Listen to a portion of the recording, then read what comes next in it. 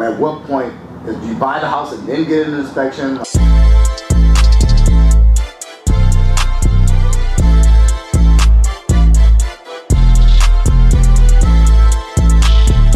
It's good you actually said that. So there's two different ways, right? So if the market's super hot like it was over the summer, people were finding homes that were pre-inspected.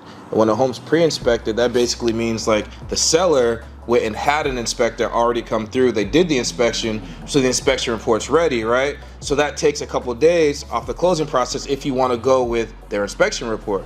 However, you still have the opportunity to hire your own inspection company. You can compare and contrast both reports. So like you can do it before, but an inspection is like one of the first things that happens. So say you get under contract on the home, you're like, hey, this is the home I want, blah, blah, blah, let's go with it, right? You're gonna have an inspection probably within like days of closing, 2 to 3 days. You're gonna go to the inspection company, they're gonna come out, they're gonna get everything set up, they're gonna do a walkthrough, they'll check like your outlets, your faucets. They'll basically do everything like head to toe. They'll get in the crawl space, attics, make sure everything's legit with the house, and they're gonna do a report like Lou was saying. They're gonna write it all up, they're gonna give it to you, and there could be, you know, it's not all the time, there could be like a list of repairs. Some could be like really easy fixes, some could be really complicated fixes. So does the list of repairs mean that you failed the inspection? Or no. Like, can you still close on the house? You can still close on the house. Some of those fixes may be you closing on the house subject to these items being fixed, right? And an appraiser's gonna come out and an appraiser's gonna go and they're gonna say, hey, the value of the home is X, subject to these items being fixed, which is gonna like run alongside with your report. And that's kind of how it goes, man. But the appraiser really just handles like the value of the home. The inspector actually handles, they work for the buyer when you go with a buyer's like inspector, and they go through like, hey, this socket, does this work? This faucet, does it work? When was the last time this hot water heater was serviced? What's up with this furnace? They go through all that stuff. They're in your crawl space. They might put like a crawl bot down there. They might fly a drone to check out the roof. They do all that stuff to make sure everything is done to the T. So like you can go back to the seller and say, hey, we need XYZ fixed. How do we do this? And sometimes you'll see people negotiate on the price to get it fixed. Sometimes the seller's just like, hey, I'll do it. Like, let's close. Who does the cost of the inspection fall on? Is it the seller? Is it the buyer? So that's where it like depends, right? So if it's like a pre-inspection report that you're just simply saying, hey, like I want to be a good seller and I want to get this home sold quickly, the seller could provide their own pre-inspection report, which obviously there's a cost from the seller for. Buyer just trust that, or do they have like? They can, because like here's the thing, there's no law that says, hey, you have to have this home inspected by a home inspector in order for you to be able to purchase it, right? That's why over the summer you're seeing a lot of people waive home inspections to speed up the process to make their offers more competitive. So they were just going in saying like, nah, I don't need an inspection. A lot of that was done on like cookie cutter homes or like brand new builds and stuff like that, right?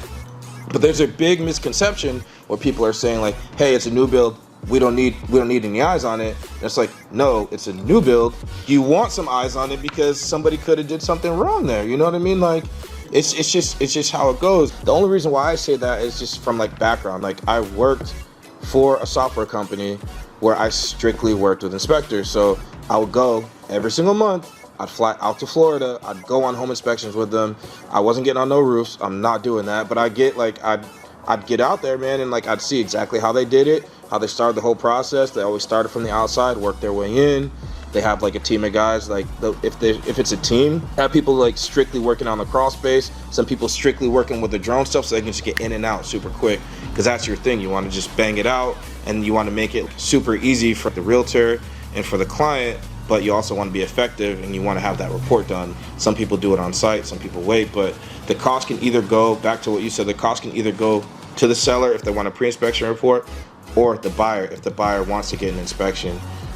I always say you should get an inspection. What some people were doing was they were waiving the inspection, or they were getting it for like need-based, just for like knowledge, but they wouldn't use it against, you know, the sales, the entire deal or anything like that. So a lot of people were doing things like that over the summer too. Is the mortgage broker ever involved in between the seller or the inspector or the buyer?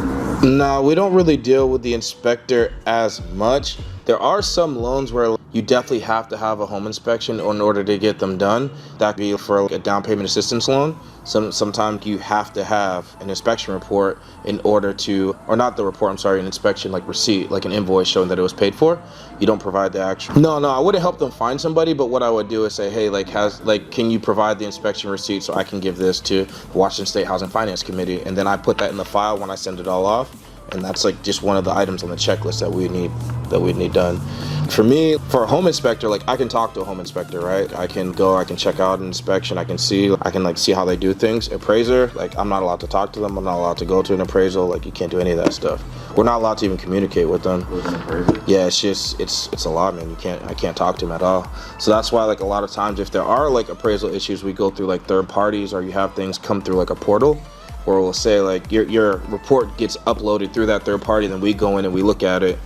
If there's anything wrong with it or if something's off, I have to write to that third party, and they got to reach out to the appraiser. So it's kind of like a hassle, but it saves time from appraisers playing favorites and just like giving people like values of homes just because, you know what I mean?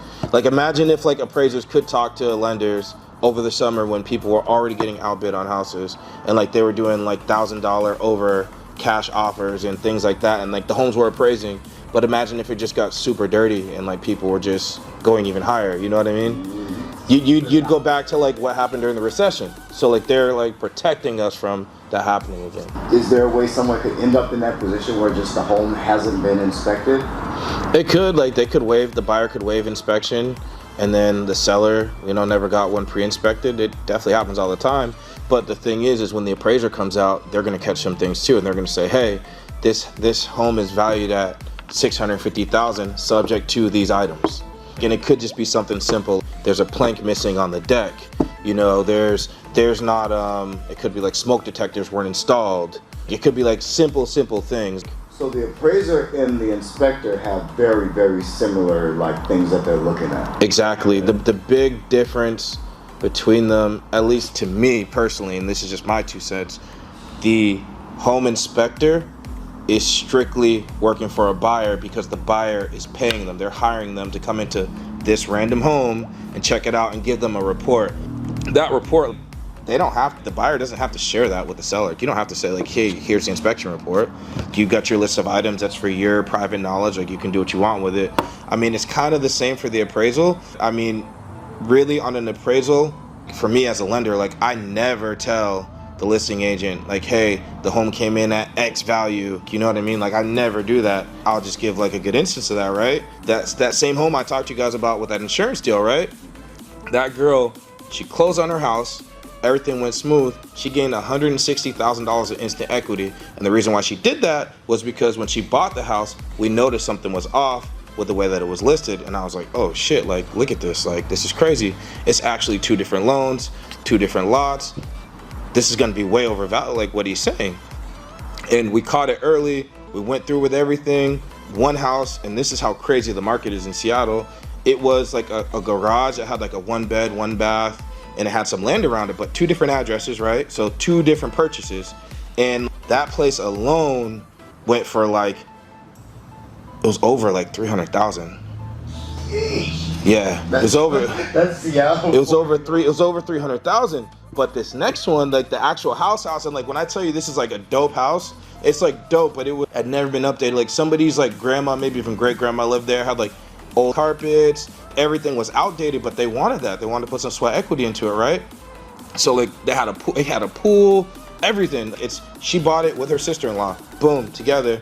The big house came in overvalued, little house overvalued, together $160,000. They just bought 2 properties.